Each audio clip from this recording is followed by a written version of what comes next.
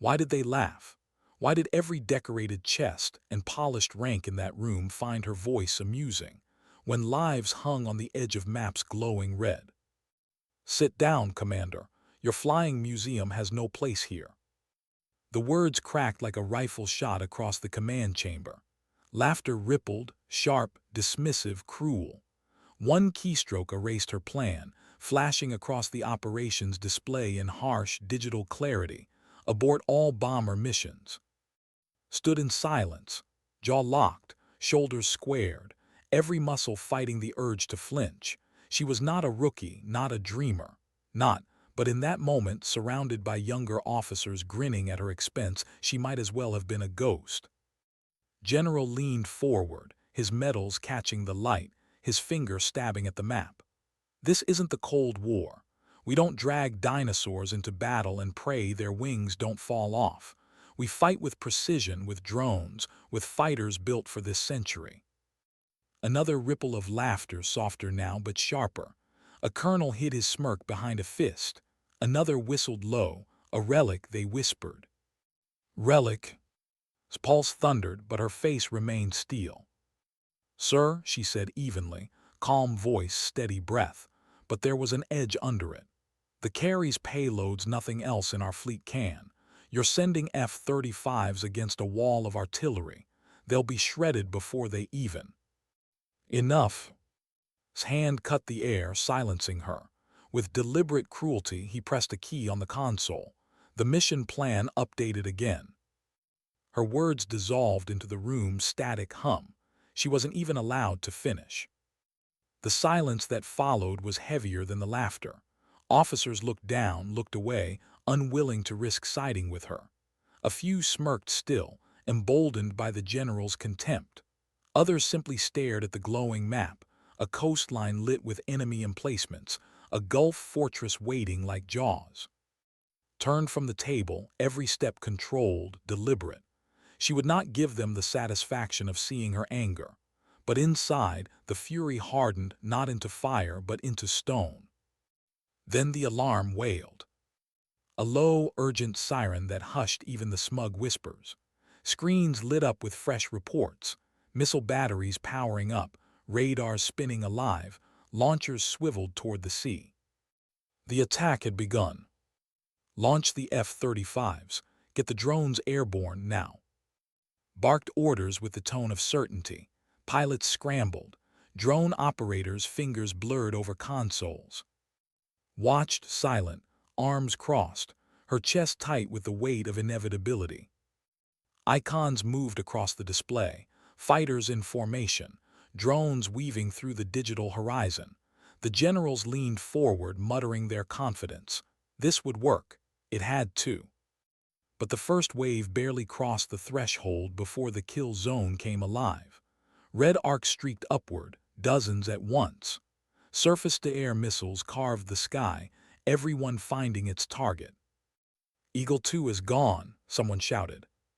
"Phantom flight lost contact," another cried. On screen, fighters winked out one by one, blotted into static. Drone feeds dissolved into snow. The war room erupted, not with laughter now, but with chaos. Generals shouting conflicting orders. Staff rerouting survivors who never made it through. The display filled with falling icons. His jaw clenched harder. She said nothing. Because she had said it already. The F-35s were being torn apart, their sleek precision useless against the sheer density of fire. Drones vaporized in seconds. And in the Gulf, the sky burned with a storm of defenses.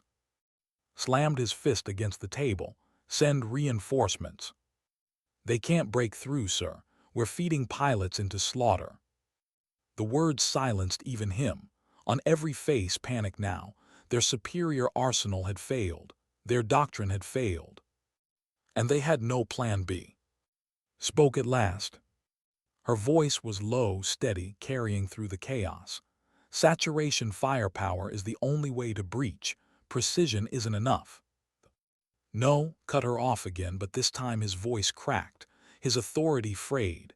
"Even if I wanted to, the bombers are grounded. You don't have clearance. You never will." The tension in the room snapped taut, a silence sharper than the alarm. Met his stare. For a moment neither moved, then she turned and walked out. No one stopped her. Most were too absorbed in the disaster on their screens, but a few pairs of eyes followed her as she passed through the doorway, and in those glances there was no mockery, no laughter, only doubt. The sun beat down on the tarmac. Heat shimmered over rows of grounded fighters, their sleek forms gleaming uselessly. Drones buzzed like flies, unprepared for the storm still building over the Gulf. And beyond them, half hidden in the shadows of a hangar, lay the giant. The forgotten, dust-covered, silent. His boots struck the pavement with rhythm, each step pulling her further from humiliation, closer to resolve. The alarms still echoed across the base, but her focus tunneled on the hangar. She slid her hand across the cold steel of its door. For a moment, she remembered her first flight. The way her heart had raced when she realized this machine wasn't built for speed, wasn't built for elegance, but for endurance, for dominance, for firepower that didn't whisper but thundered. The hangar doors groaned. Sunlight carved through the darkness, catching the massive shape inside. Wings wide, skin dulled, a shadow of a forgotten war. To most, a relic. To the only card left to play. A cough echoed from behind her. She turned sharply. Captain Elias Rohn stepped into the light, oil stains on his sleeves, a crooked smirk tugging at his mouth. His hair had gone silver, but his eyes still burned sharp. "You think this beast will even start?" he asked. Didn't look away. "It will, and we're going to fly it." His brow arched. A laugh escaped him, but it wasn't mocking. It was knowing. And then, from the far end of the hangar, other figures emerged. Men and women she had flown with years ago. Veterans pushed aside for younger pilots and newer machines. Sergeant Corin with her toolbox. Chief Dawson Miles wiping grease from his hands. Others behind them, faces marked with the quiet hunger of those waiting too long to matter again. They hadn't been called, they hadn't been ordered, but they had come. Because the battle outside was collapsing, and they knew. They knew the relic might be the only chance left. "This is madness," Dawson muttered, running a hand along the bomber's flank. "Half her systems haven't been touched in years." His reply was steel. "Then we make them work or we don't come back." The silence that followed was heavy, charged. Then set down her toolbox with a clang. "Where do we start?" Within minutes the hangar came alive. Tools clattered, panels hissed open. Dust clouds swirled as systems long dead groaned awake. Auxiliary power hummed. Warning lights blinked stubbornly. Moved among them, not barking orders but steady, her presence enough. They didn't need a speech. They knew why they were there. And for the first time since the war room felt her voice return, not through permission, but through action. Engines loomed above them like sleeping giants. Lights flickered across the console. Dust rained from vents as old hydraulics coughed alive. There was stirring. At the foot of the ladder, Elias glanced down. "She'll fly, but if we take her up, there's no guarantee she brings us back." Climbed halfway up so her words carried to every corner. "Then hear me now. If you're with me, you accept the risk. We may not land again, but if we don't try, we've already lost." Silence. Then stepped forward. "I'm in." Dawson grunted. "I'll keep her breathing." One by one, heads nodded. Elias last of all, his voice steady. "Then let's give them a storm they'll never forget." Reached into her jacket, pulling out a folded page. One line written across it: "If we fail, count this as our last mission." She laid it on the workbench. "Sign it." And without ceremony, without speeches, they did. Each name scrawled in silence. A pact stronger than any order from headquarters. When the last name dried, pressed her palm against the page. "It's decided." Above them the engines waited, silent no longer. And outside, across the Gulf, the sky was burning. How many years had it been since those engines breathed? How many days had this steel giant sat ignored, its shadow stretching long across the hangar like a tombstone for forgotten wars? No one in the war room asked that question, but did. Every bolt, every line of rust, every stubborn warning light carried an answer: too long. Now the silence was gone. The hangar was alive with motion. Tools clattered against steel. Sparks flew as panels were open. Sweat already slicked across brows as Dawson barked updates from the hydraulic lines, his voice echoing against the concrete walls. "She's coughing fuel through the main feeds. If we push it, she'll burn herself out." "Then reroute it," said without hesitation. Her eyes scanned every movement, every flicker of light across the consoles. Calm, steady, but inside her pulse drummed.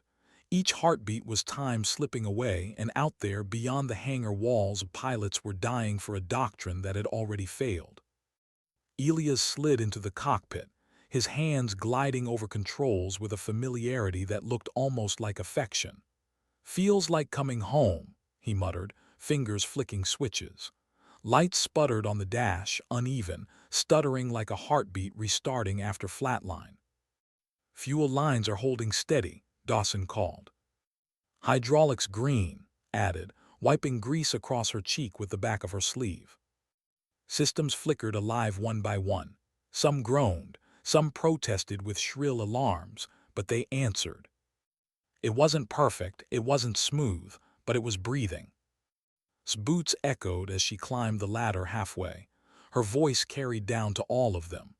"Listen to me. We take her up, there's no guarantee we come back. But if we don't, there won't be anything left to come back to anyway." Her crew glanced at one another, faces etched with fatigue and fire. One by one, nods came. No theatrics, no bravado, just acceptance. Elias leaned out of the cockpit. "She'll fly, but she'll make us earn every mile."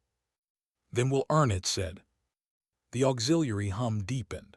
Then, with a cough like thunder cracking through a storm, the first of the 8 engines shuddered. Dust cascaded from the rafters. The concrete floor trembled underfoot. Every head snapped upward. Another cough, another roar. Flames licked the exhaust before settling into steady burn. One engine, then 2, then 4, then 6. And finally all 8. The hangar walls shook under the symphony. Steel groaned. Wrenches rattled across toolboxes. Outside, soldiers froze on the tarmac, eyes widening as the sound ripped across the base like a storm surge. The relic was awake. Climbed fully into the cockpit. The seat straps dug across her shoulders as she buckled in. Her hands pressed against the controls, and the vibration coursed through her bones like a second pulse. "Status check," she said. "All hydraulics stable. Fuel and pressure holding. All navigation systems responding." Elias glanced her way. His smirk was gone now, replaced by something harder. "Everything's green. It's now or never." Didn't blink, her eyes fixed on the runway through the cockpit glass, shimmering in the fading light. "Then let's show them what a relic can do." The bomber shifted, massive wheels grinding against concrete as the beast rolled forward. Each inch of movement was a defiance, a rejection of the digital command that had silenced her hours before. Outside, soldiers stopped mid-task, tools slipping from their hands. Crews stared in disbelief as the colossal shadow emerged from the hangar, sunlight catching along its wide wings. Some whispered, some simply stood frozen. Because what moved toward the runway wasn't a museum piece anymore. It was alive. Inside the cockpit, the crew strapped tight. The signed paper, their contract of defiance, tucked safely in its pocket. She glanced at Elias. He met her stare, then pushed the throttles forward. The engine screamed rolling thunder that carried across the base. The ground vibrated. Windows rattled in their frames, and slowly the surged forward. Every rotation of its wheels echoed like a challenge. Every second building momentum, dust spiraling in their wake. "Speed climbing," Elias muttered, voice tight, eyes fixed. Lift in 3, he counted. 2, 1. The nose rose, heavy, reluctant. For a heartbeat, the bomber fought against gravity like an animal chained too long. Its weight pulled, steel groaning in protest. Gritted her teeth, her hands pressed deeper into the controls. Come on. For a breathless second, it seemed the beast would refuse. Then the earth fell away. The wheels lifted free. Gravity broke, and the climbed immense, unyielding, cutting into the sky with wings that stretched like defiance itself. On the ground, soldiers shielded their eyes against the glare, some whispering prayers, others simply staring as if a ghost had risen. The roar rattled the airfield, rolling across every corner of the base. And in the command center, the laughter stopped. General froze, his jaw locked as live feeds lit with the impossible sight. The aircraft he had grounded, the commander he had dismissed, carving into the sky above the Gulf. He said nothing, because there was nothing left to say. Inside the cockpit, his voice cut steady through the hum. Set course for Gulf. Locked in, Elias confirmed. Time to target less than an hour. The crew settled into rhythm, fingers moving across switches, eyes darting between gauges, sweat already darkening uniforms. It was not sleek, it was not elegant. Every groan of metal reminded them of the machine's age, but it was steady, deliberate, and unstoppable once committed. Allowed herself a single glance across the cabin. Dawson hunched over engineering readouts, sweat beading across his forehead. Adjusted valves, lips pressed thin with focus. Elias leaned forward, steady hands guiding their path. Not rookies, not glory seekers, veteran, chosen by failure, united by choice. The comms crackled. Static bled through before voices cut sharp. Reports from the Gulf, more aircraft falling, lines collapsing, desperation mounting. His voice barked orders, anger cracking beneath his tone, but no solution came. Turned the dial, silencing the chatter. She didn't need their panic. She didn't need their shame. What mattered was ahead. The horizon, the target, the chance to change the tide. Clouds brushed the wings as the bomber climbed higher. The ocean stretched below, endless, dark, reflecting streaks of fading sun. Somewhere beyond that horizon lay a fortress of steel and fire that had chewed apart everything modern war had offered. They'll scramble fighters the moment we're on radar, Elias muttered. They'll try, answered, no arrogance, no doubt, just certainty. The cockpit fell quiet. Only the deep thrum of engines filled the silence, a heartbeat carried on steel wings. Minutes passed, then the radar operator's voice cut sharp. Multiple signals inbound, fast movers, they've spotted us. Elia's grip tightened on the controls. Here we go. Didn't look away from the horizon. Stay on course, let them come. On the screen, the blips drew closer, sleek signatures weaving into formation. Fighters, faster and deadlier than anything from her era, closing in on a bomber older than their youngest pilot. The contrast was absurd, until the alarm shrieked through the cockpit. Missile lock. The crew jolted, hands flew to stations, the warning tone screamed. Missile lock confirmed, starboard side, countermeasures ready, barked. Deploy flares, ordered. The bomber spat fire, streaks of burning decoys splitting the sky. A missile veered, exploded, shockwaves rattled the fuselage, the lurched but it held. Another alarm shrieked. They're circling again, Dawson shouted. His hands gripped, her voice cut sharp. Hold steady, we can't waste everything before the line, let them come. Through the glass the fighters streaked past, steel shadows slicing the sky. Faster, sleeker, deadlier. But's eyes narrowed. They think we're easy prey. The radar lit again, more missiles inbound. Explosions burst close, rattling bones, shrapnel pinging against armor. The bomber groaned, but the engines roared louder, defiant. Through it all, his voice stayed steady, threading order through chaos. Stay the course. Every second we hold is ground when we hit their wall. The crew answered in unison, firm, not blind obedience but trust. And the thundered onward, bruised, unbroken. Not a relic, not anymore. A rolling closer. What does it feel like to fly into a wall of fire, knowing you can't turn back? The coastline was a jagged silhouette on the horizon. Faint glimmers sparked along its edges, enemy defenses powering to life. Radar dishes turned, missile silos yawned open, anti-air batteries hummed awake like a nest of hornets disturbed. The warning tone screamed through the cockpit. Contacts ahead, multiple launch sites locking us. Elia's knuckles whitened around the yoke. They've been waiting. His gaze never wavered. Keep us steady, don't give them panic. Her voice was calm, almost unnervingly so. Inside, her pulse raced, but she buried it deep. If she wavered even a fraction, the crew would feel it, and they couldn't afford doubt, not now. The first salvo launched.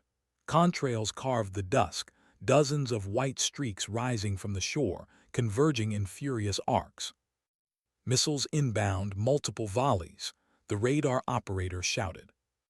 Countermeasures stagger release, ordered. Flares burst outward, dazzling fire trails scattering into the sky. Some missiles veered, chasing heat. Others slammed into the sea, detonating in pillars of spray. But more kept coming. The first detonation hit close enough to rock teeth. Shockwaves rattled the fuselage. Loose bolts squealed in protest. Panels trembled above their heads. The groaned, but it did not break. Another volley screamed toward them. Second wave inbound.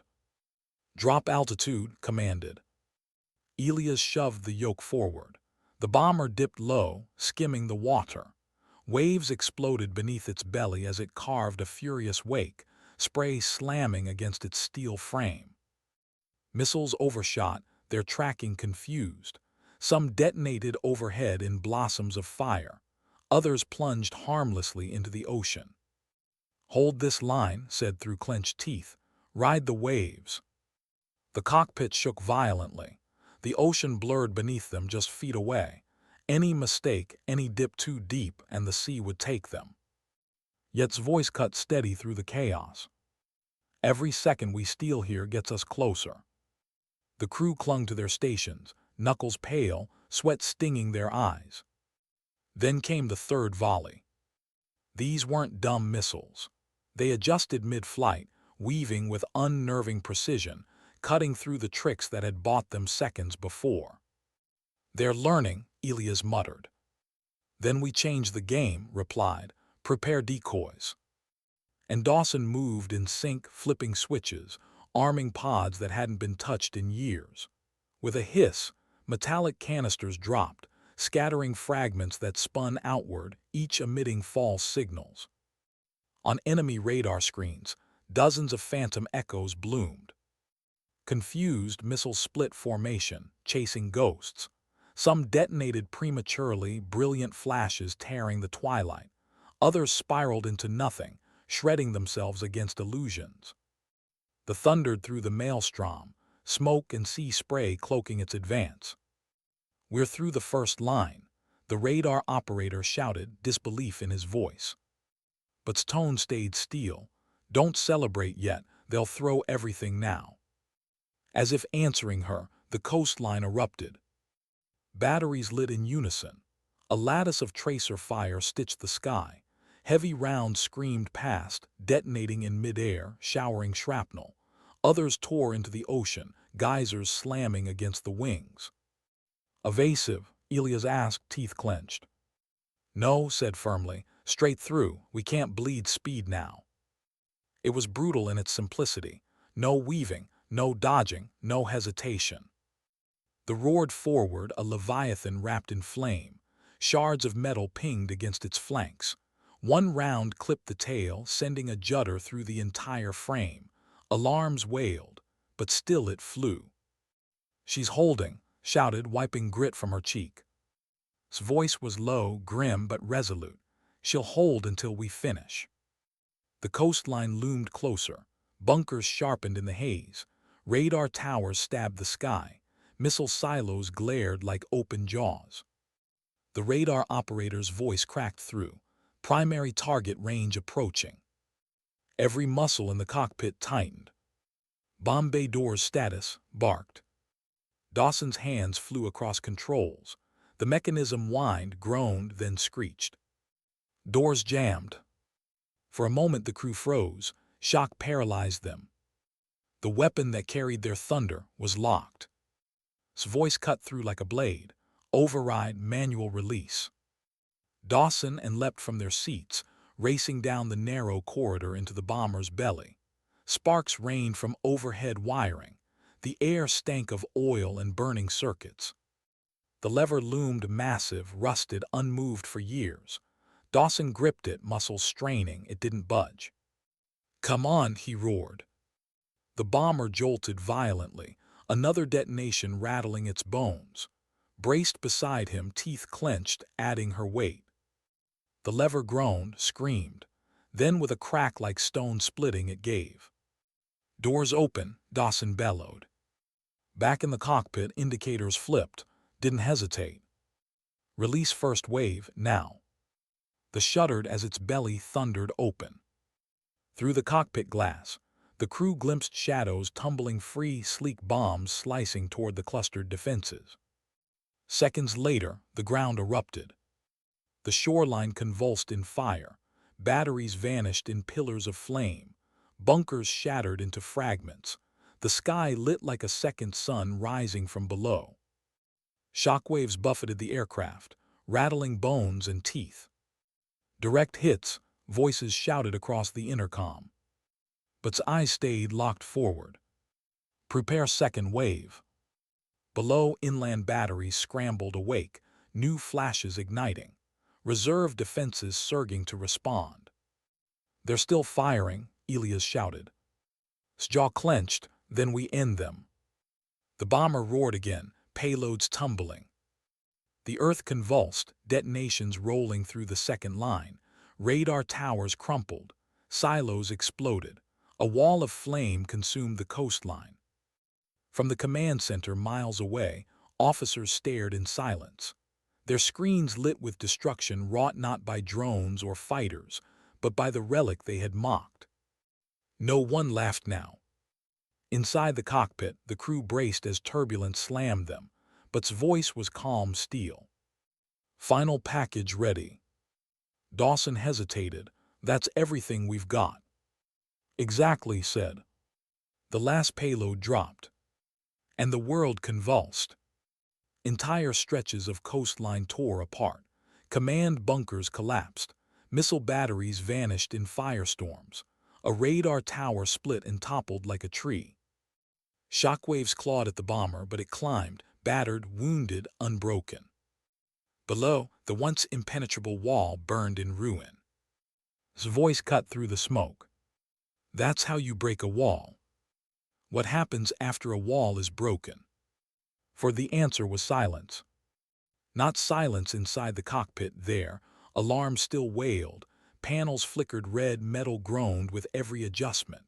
But outside, across the Gulf, the once untouchable defense line burned in ruin. Smoke climbed in towers. The ground convulsed in aftershocks. What had been a seamless grid of missile batteries now looked like a graveyard of twisted steel. The crew sat strapped in tight, chests heaving. Relief hovered, but none of them dared breathe it fully. His voice cut through, low but steady. "Stay sharp, this isn't over." She was right. The radar pulsed again. New signatures appeared, this time not from the coastline but from deeper inland. Fighter squadrons scrambling to intercept. Fresh silhouettes blooming like spearheads rushing to seal the breach. "They're coming hard," Elias muttered, eyes flicking across the screen. "They think we're crippled," replied. Her hands gripped the throttles. "Let's prove them wrong." The first interceptors slashed through the haze, sleek predators compared to the lumbering fortress. They dived in pairs, cannons stitching the air with tracer fire. The bomber shuddered as rounds peppered its wings, sparks flaring off armored plating. Minor damage port side, Dawson reported. His voice was taut, strained but steady. They're testing us, muttered from her console. His eyes narrowed. Then they'll learn what happens when you test something that doesn't quit. Missile lock, the radar operator barked. Deploy countermeasures, ordered. Flares burst outward again, dazzling streaks pulling missiles away. Explosions lit the sky around them, shockwaves buffeting the cabin. Elias wrestled the controls, his muscles straining. They're pressing harder, he grunted. Good, said. The harder they press, the more mistakes they'll make. The interceptors circled back, regrouping for a coordinated strike. Their formation tightened, disciplined, precise. This time didn't wait. Bank shallow, skim the, she ordered. Elias glanced at her, surprised but obeyed. The dipped low, its wings slicing the contours of the land, massive shadows skimming over rocky slopes. The fighters pursued, but speed betrayed them. One overshot, diving too low, trying to adjust. The pilot yanked upward too late. The jet slammed into the ridge, erupting in fire. The crew erupted in cheers, but silenced them with a look. That was their mistake, not our victory, eyes forward. On the radar, more blips bloomed, dozens of them, fighters tightening a cage. We're being funneled, the operator warned. His jaw clenched. She knew the tactic. They weren't chasing a kill, they were dragging the bomber into a... Ahead, the terrain narrowed into a valley. Steep cliffs rose on both sides, and hidden along those ridges, fresh signatures stirred, ground batteries, missile trucks, artillery tucked into camouflage. They've set a trap, Elias said, grim. Then we don't spring it, Dawson muttered. But shook her head. Her voice was iron. No, we spring it and break it. The surged into the valley. Almost immediately, the cliffs lit alive. Dozens of launches arced skyward, contrails weaving a deadly net overhead. Multiple volleys inbound, the radar screamed. Brace barked. The sky fractured into fire. Explosions ripped across the canyon, shockwaves hammering the fuselage. One missile slammed close beneath them, jolting the bomber so hard that its head snapped against her harness. Sparks rained from overhead panels. Port stabilizer damaged, Dawson growled, scanning his readouts. Compensate manually, shot back. Her voice never rose, but its steadiness was command. Elias fought the controls, muscles taut, sweat streaming down his temple. The bomber resisted, groaning like an animal refusing its reins, but it held. Countermeasures are nearly spent, shouted. Then we make noise, said. Deploy chaff, jam their signals.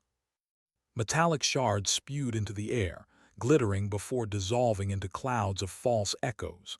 At the same time, electronic pulses rippled outward, jamming frequencies. Enemy radar screens flickered with chaos. Missiles veered, some detonating harmlessly in the air, others slamming into cliff faces. But not all. One struck the outer wing, tearing metal into jagged strips. The bomber lurched sideways, smoke trailing from its tip. We've lost lift on the right, Dawson cried. Balance it, snapped. Her eyes locked on the valley floor, shadowed and crawling with enemy launchers. Targets in range, Dawson said, his tone urgent but layered with hope. His voice sharpened. Bomb bay doors, prepare release. The groaning mechanism obeyed, creaking open under strain. Now commanded. The payload tumbled free. The valley erupted. Fire ripped across the cliffs, tearing batteries apart. Launchers shattered. Radar towers crumpled. Rock faces split, avalanches cascading in sheets. The shook violently, turbulence tossing it like a ship in storm waves. Elias wrestled the controls, his jaw clenched, veins standing in his neck. Direct hits, the operator confirmed, disbelief in his voice. They're gone. For a moment, silence filled the cabin, broken only by the engine's guttural roar. Then Dawson exhaled, half laugh, half gasp. We just leveled their cage. But didn't relax. Her eyes stayed fixed on the horizon, hard as steel. "They'll have another card." As if answering her, the radar screamed again. New signatures bloomed, larger, heavier. Strike fighters, not interceptors, bristling with rockets built to kill bombers. "They're sending everything left in the arsenal," Elias muttered. "They think we're bleeding," said. Her tone was steady, almost cold. Show them what bleeding does mean." The new jets closed fast. Salvos streaked from their wings, trails of fire converging like spears.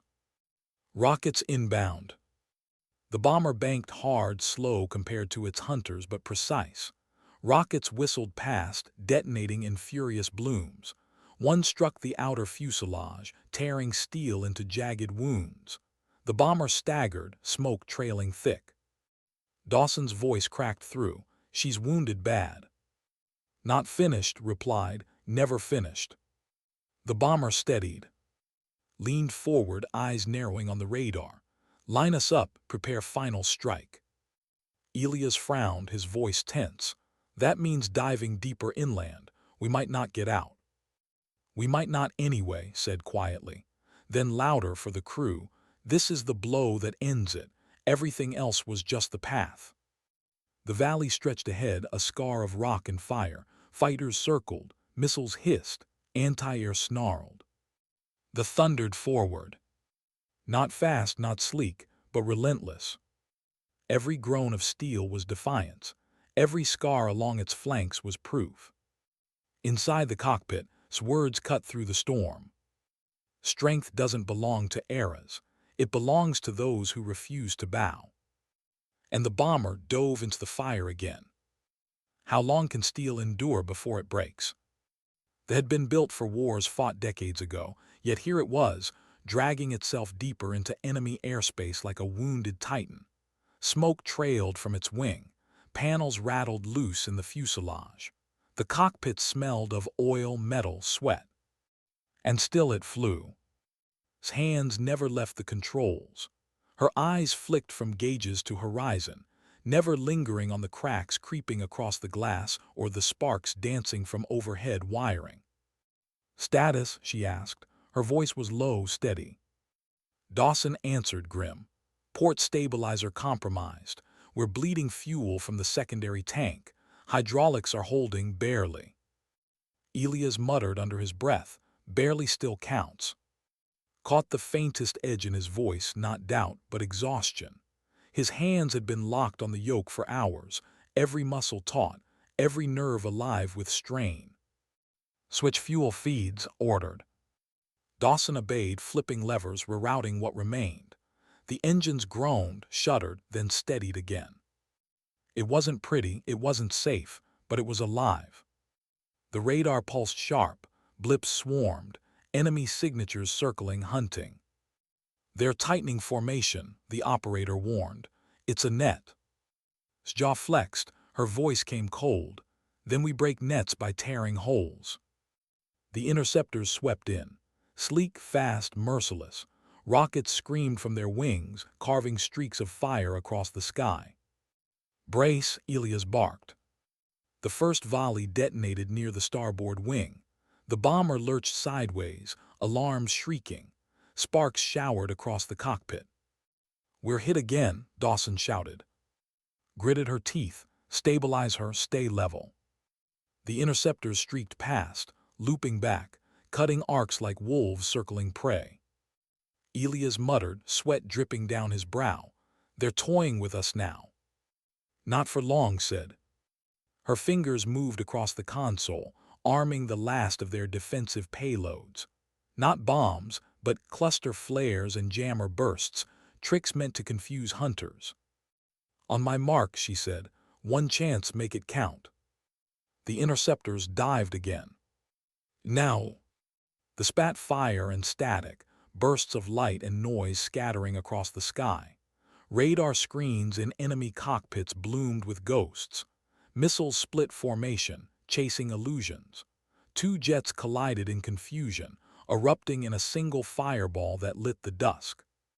Cheers erupted in the cabin, but eyes stayed forward. "Don't celebrate yet," We're not through. The radar pulsed again.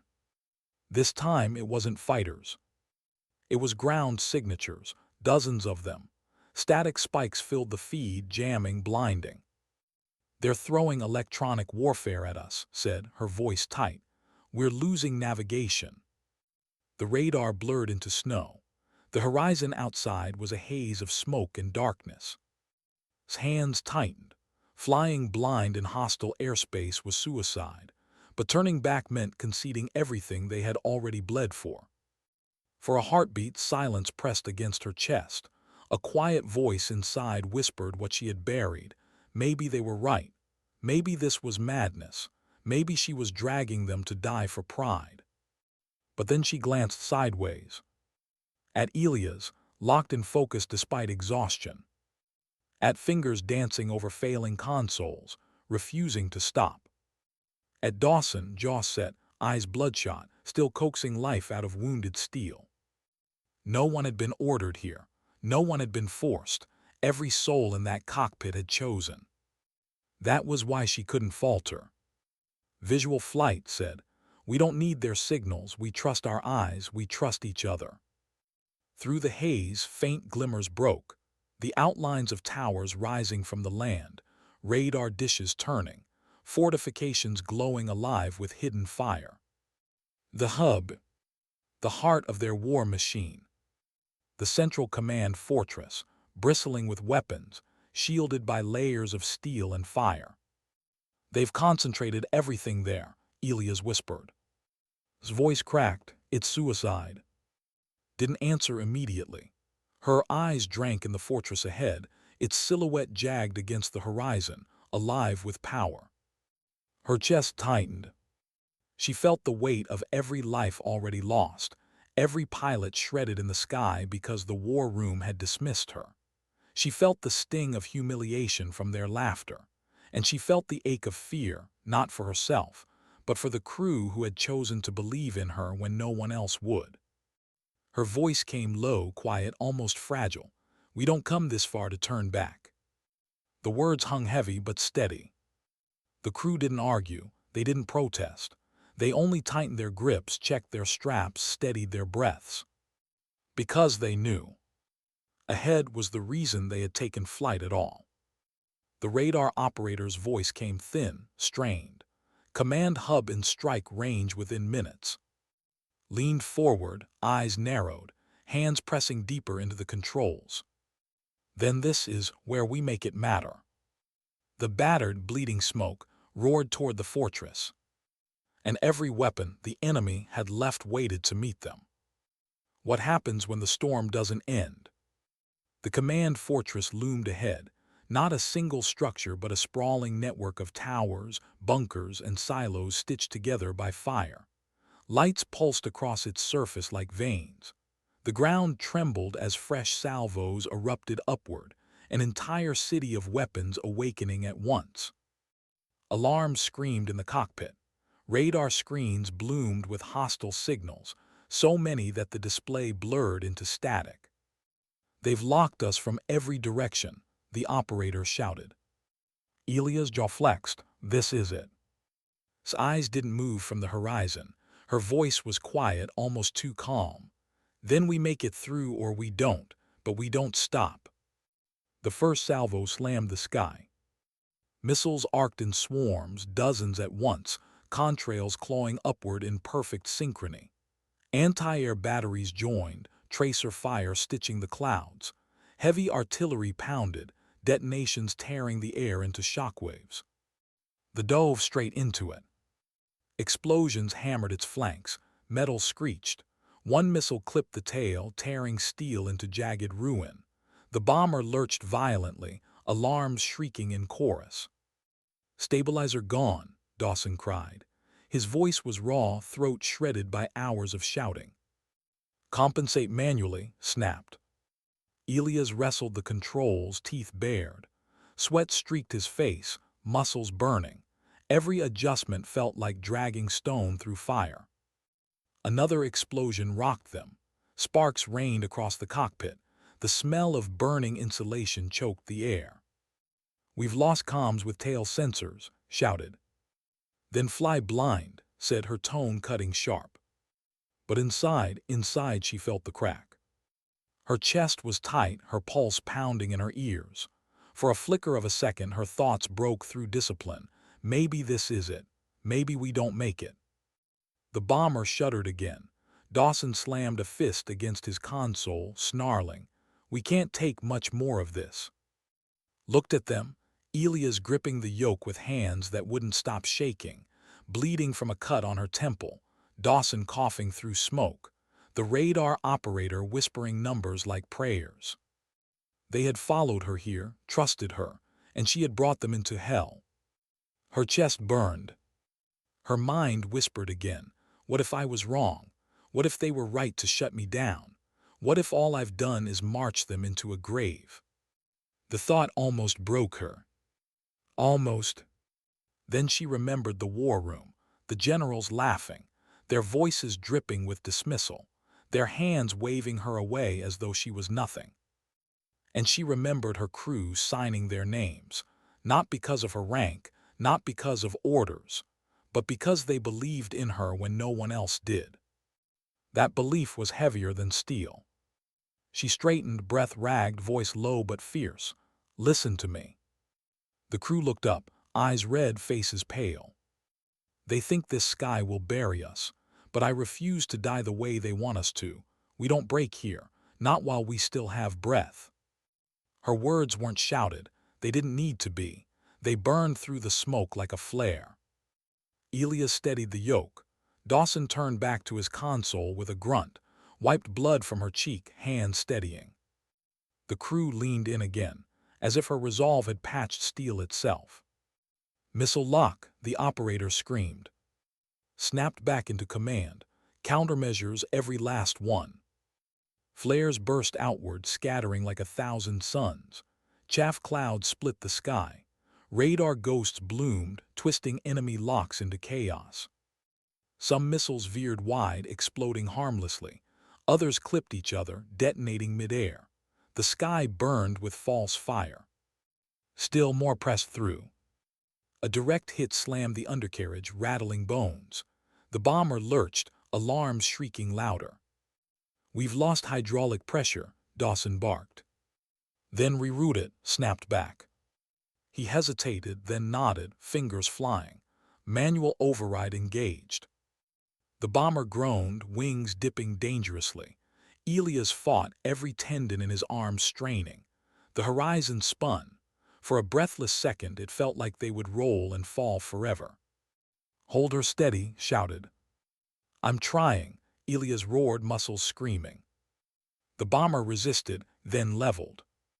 Barely. The crew sagged back in relief for a heartbeat, just a heartbeat. Then the radar flared again. "They're launching interceptors, fast, dozens of them." His teeth clenched, her voice was iron. "Then this is where we end it." The interceptors slashed into the sky, sleek arrows converging on the lumbering fortress.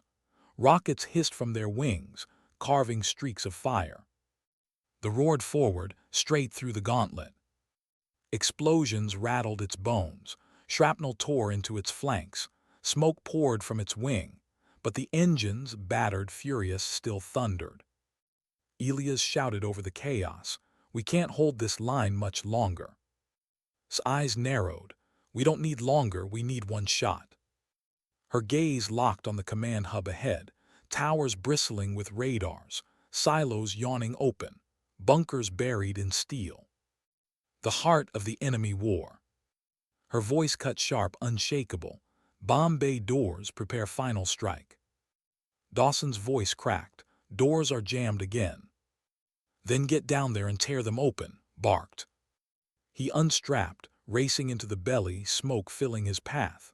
Followed, coughing, helping him wrench the manual lever.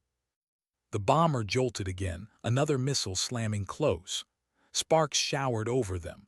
Dawson roared, pulling with everything left in him. The lever groaned, screamed, then gave. "Doors open." His voice came through the intercom, hard as steel. "Load sequence armed, targeting locked." The bomber shuddered as payloads armed, the last of their thunder. Outside, interceptors closed, streaks of fire converging. Inside, every heart pounded. And whispered, so quiet it was almost lost in the roar, "Please hold just a little longer." Then burning, lined its shadow over the enemy's command hub. And the bay doors yawned wide. What does victory cost? The bomber trembled, its belly yawning open. Inside, the last of their payload armed, mechanisms clanking like the heartbeat of a dying giant. His hands were steady on the controls, though sweat burned her eyes. Her jaw clenched, her breath shallow. She felt the storm pressing in, every missile streak, every tracer round carving the sky. "Target lock confirmed," called voice hoarse. His eyes narrowed on the command fortress below. Its towers glowed with hostile fire, radars turning frantically. Salvos erupted upward, desperate, furious. But it was too late. "Release," ordered. The shuddered, heavy thunder rolling from its belly. Bombs tumbled free, slicing into the black. The world held its breath. Then the ground convulsed. The first detonation tore through the nearest tower, splitting it in half. The second collapsed a missile silo, flame roaring upward like a pillar of wrath. One after another, impacts rippled across the fortress, each strike shaking the earth itself. The command hub vanished in fire. Shockwaves hammered upward, battering the bomber as though the ground itself was trying to drag it down. Windows rattled, panels screamed. Sparks exploded from overhead wiring. "Direct hits," the radar operator cried, disbelief breaking into his tone. "The hub it's gone." Below, the once impenetrable fortress folded in on itself. Silos detonated in chain reactions, ammunition bunkers igniting like volcanoes. Towers collapsed into dust. Flame consumed concrete, steel, earth. The heart of the enemy burned. For a heartbeat, silence hung in the cockpit. They had done it. But silence didn't mean safety. Because there was breaking. An alarm wailed, sharper, more insistent than any before. Dawson's voice cut through, ragged, desperate. "We've lost hydraulics completely. Control systems are failing." Elias gripped the yoke. It barely responded, sluggish, heavy. His muscles screamed as he wrestled it, the bomber fighting like a wounded animal that no longer wanted to rise. His breath hitched, her voice came low. "Engine status." "Number 3 is gone," Dawson rasped. "4 is bleeding, 2 might follow, we're running on scraps." Another shudder tore through the frame. Metal groaned. The bomber dipped sharply, altitude bleeding fast. "Compensate," snapped.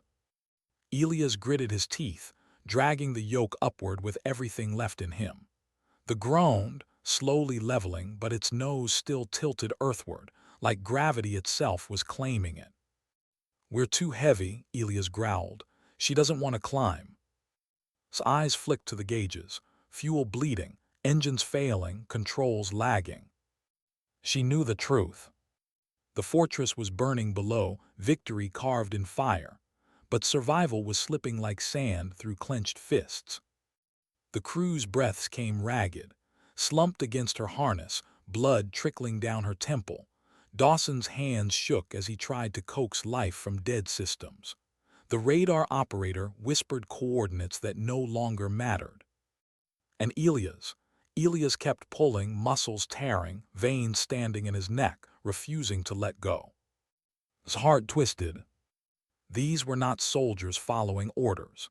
These were human beings who had chosen to walk into hell because she had asked them to. And now she might not bring them home. For a moment, one fragile heartbeat, the weight crushed her. The laughter of the generals echoed again in her memory.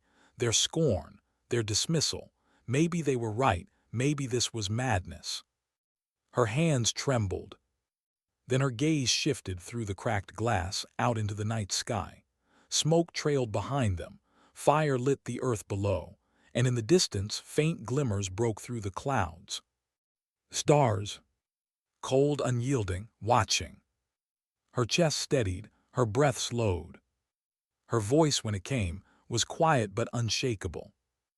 No, they weren't right. We did what had to be done, and no matter what happens now, they'll remember this sky. The crew looked at her. Something flickered in their faces, not hope, not yet, but resolve.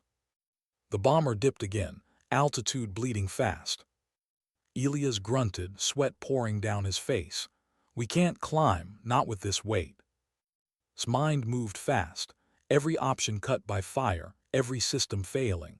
Only one choice remained. Jettison everything we don't need, she ordered. Dawson blinked. You mean? Empty tanks, auxiliary systems, strip her to bones if we have to, do it.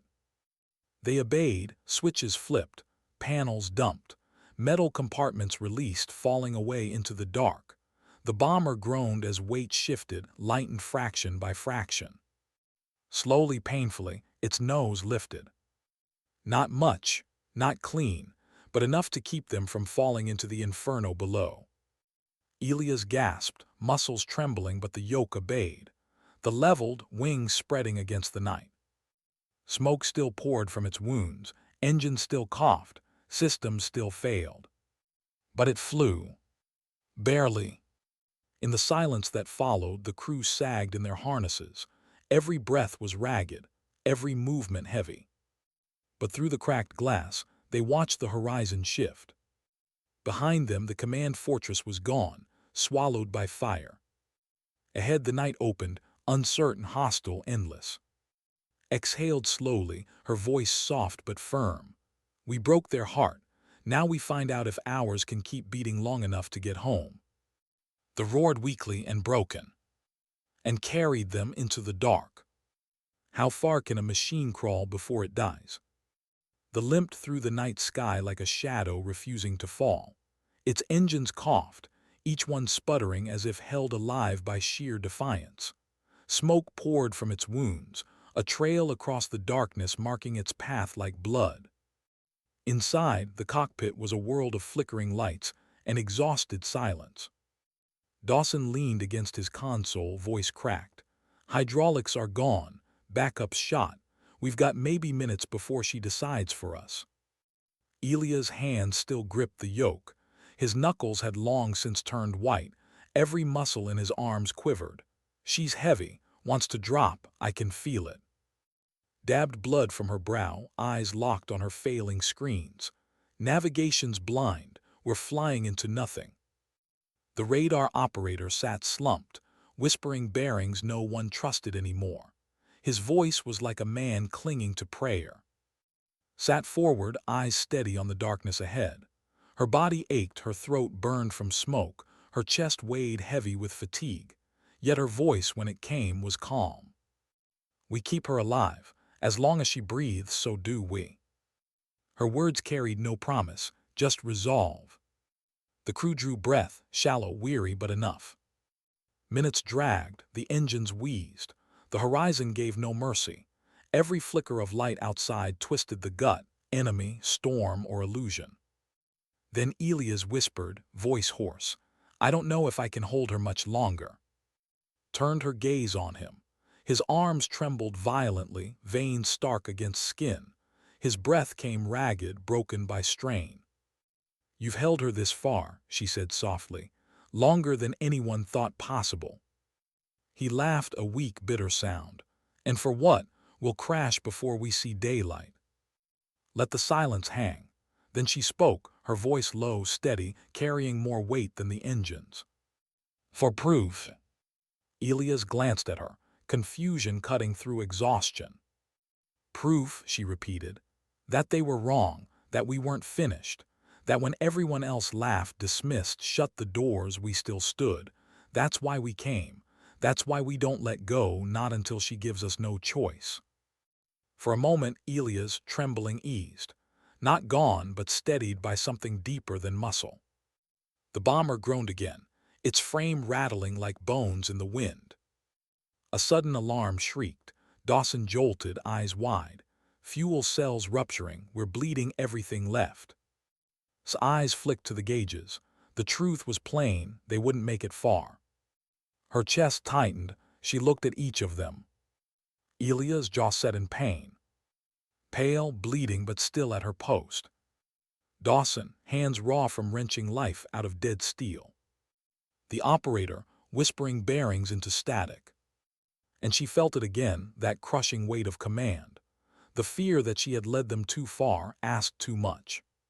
But she pushed it down. She had carried doubt for years. It would not own her now.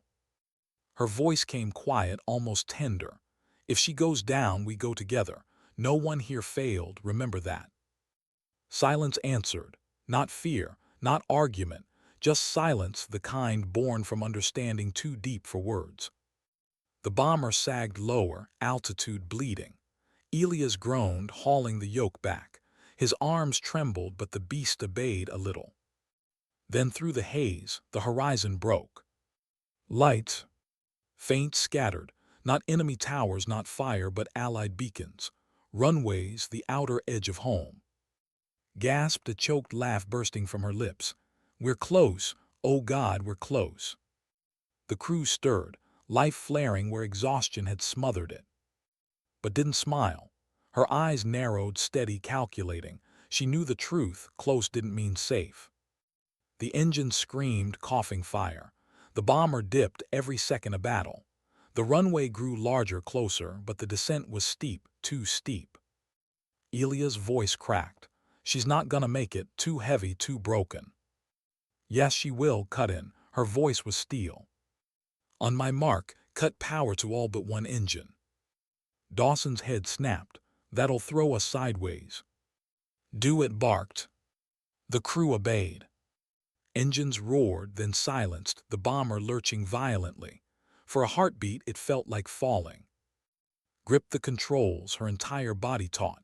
Elia's hands locked beside hers, pulling, guiding. The runway loomed, rushing upward. Steady, whispered. The bomber screamed. Steel shrieked. Sparks flared as its undercarriage scraped earth. The runway tore beneath them, smoke trailing, flames licking at the tail. Then, with a final bone-rattling groan, it stopped. Silence. Utter silence. The crew sat frozen. Smoke drifted, sparks hissed. Then one by one they breathed. Alive. Dawson slumped forward, a broken laugh tearing from his chest, covered her face with shaking hands. Elias let go of the yoke, arms trembling uncontrollably. Sat still, eyes closed, breath steady. Not triumph, not relief, something quieter. Dignity. When she finally opened her eyes, dawn was breaking. The horizon glowed faintly, soft light touching the wings of the bomber. She rose slowly, every bone aching, and looked at her crew. They were shattered, wounded, exhausted, but alive. Her voice came soft, almost a whisper.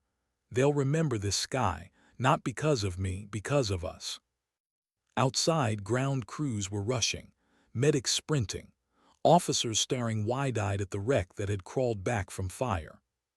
But didn't look at them. She looked at the horizon. And for the first time in years, the laughter of the generals didn't echo in her head. Sometimes dignity doesn't speak. It simply acts.